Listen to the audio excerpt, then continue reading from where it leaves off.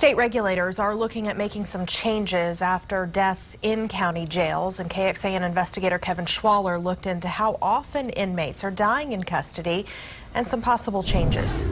This form is supposed to help jailers figure out if someone has mental issues or maybe suicidal.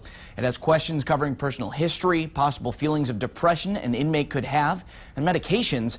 A state commission is looking into changing the form. They believe they might be able to make it shorter and more effective. Diana Clater speaks up for the people locked up in county jails. She's the executive director of the nonprofit Texas Jail Project. The family members of those who've committed suicide in jails feel so alone, and they feel like the general population doesn't understand what they've gone through, losing this person in a jail. Diana watched the recent case of Sandra Bland, who died in Waller County, and now the death of Francisco Vasquez. His family questions the cause of his death.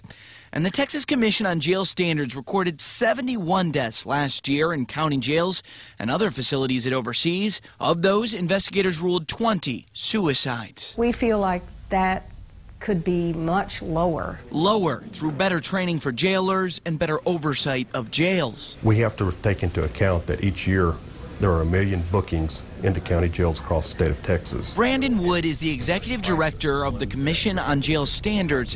He says in most cases, jailers, sheriffs, and others are doing their best. However, the commission is considering changes.